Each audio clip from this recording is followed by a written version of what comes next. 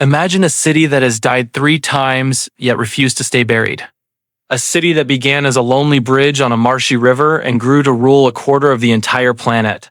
Today, London is a glittering forest of glass and steel, a playground for billionaires, and a home to 9 million souls. But beneath the pavement of Starbucks and subway stations lies a dark, chaotic, and miraculous layer cake of history. There are secrets hidden in the mud of the Thames. There are ghosts of Viking raiders, plague victims, and revolutionary thinkers under every cobblestone. How did a tiny Roman outpost survive fire, pestilence, and the Blitz to become the capital of the world? I'm your host, and today on History and Power Explained, we are peeling back the layers of time. This is the complete story of London. For thousands of years, the site of London was nothing, just a wild tidal river. Then, in 43 AD, the Romans arrived.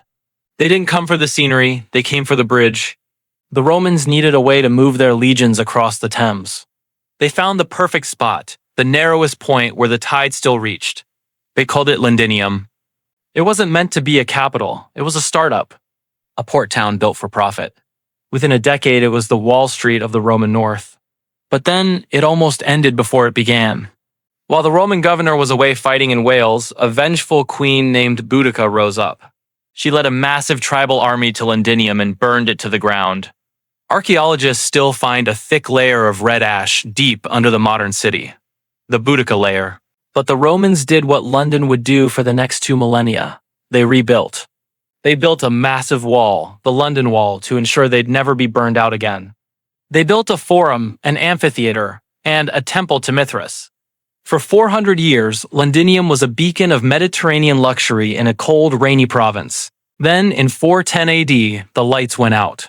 Rome was falling. The legions left, the shops closed. The city simply vanished. For 2 centuries, London was a ghost town. The Anglo-Saxons who settled England were farmers. They were terrified of the Roman ruins, calling them the work of giants. Instead of living inside the walls, they built a new town to the west called Londonderry, near modern-day Covent Garden. It was a town of wood, mud, and trade, but there was a problem. Londonderry was unprotected, and in the 800s, the terror of the north arrived. The Vikings. The Vikings didn't just raid London, they occupied it. It took King Alfred the Great to realize the brilliance of the old Romans. In 886, he forced his people back inside the Roman walls. He repaired the stone defenses. London was now a fortress. This move saved the city, but it also created a divide that exists to this day. The city, the financial heart, and Westminster, the center of power. 1066, a date every British schoolchild knows. William the Conqueror, a Frenchman with a claim to the throne, wins the crown at the Battle of Hastings. But William didn't love London. He feared it. Londoners were rebellious, wealthy, and independent. To keep them in check, he built a monster on the edge of the river. The White Tower. At the time, it was the tallest building Londoners had ever seen. It was a psychological weapon in stone. It told the people, "I am your king, and you are under my watch." Under the Normans, London became a medieval powerhouse. The first stone London Bridge was built, a miracle of engineering with houses and shops lining its edges. It would be the only bridge across the river for the next 600 years. By the 1300s, London was a ticking time bomb. It was filthy, overcrowded, and built entirely of wood. In 1348, the Black Death arrived. In less than 2 years, nearly half of the city's population was dead. The survivors, however, found themselves in a new world. Labor was scarce, wages went up, and the middle class was born. Fast forward to the 1600s. London is now the largest city in Europe. It is the city of Shakespeare and the Globe Theatre. But it is also a tinderbox. In 1665, the plague returned, killing 100,000. While the city was still mourning, the second disaster struck. September 2nd, 1666, Pudding Lane. A baker forgets to put out his oven.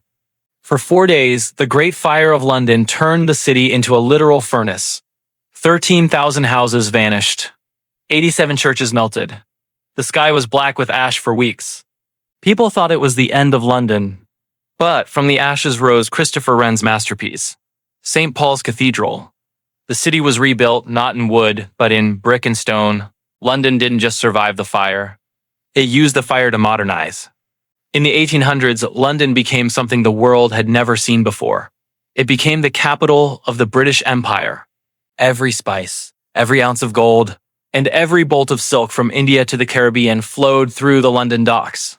The city's population exploded from 1 million to 6 million in a single century. This was the London of Charles Dickens.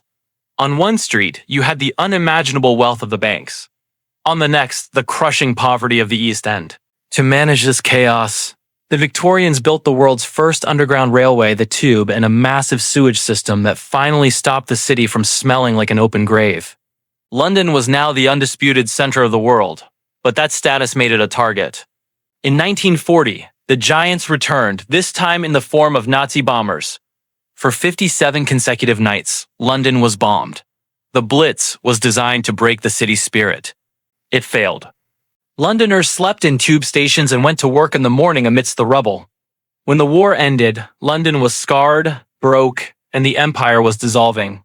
But then came the 1950s and 60s. The Windrush generation arrived from the Caribbean, followed by immigrants from India, Pakistan, and beyond. London didn't just rebuild its buildings. It rebuilt its soul. It transformed from the capital of a British empire into a world city. A place where 300 languages are spoken. A place where the Roman wall sits next to a skyscraper shaped like a gherkin. London is a paradox. It is ancient, yet it is constantly new. It is a city that has been burned, bombed, and plagued, yet it always finds a way to adapt. The secret of London's power isn't its gold or its kings. It's the ability to pull people in from every corner of the earth and give them a place to build the future. From a muddy Roman bridge to a global titan, London's story is a testament to human resilience. If you found this journey through time fascinating, make sure to hit that like button and subscribe to History and Power Explained.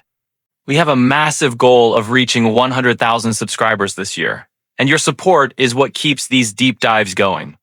If you could travel back to any era of London's history, which would it be? The Roman docks, Shakespeare's theater, or the Victorian fog? Let us know below. I'm Roni, and we'll see you in the next chapter of history.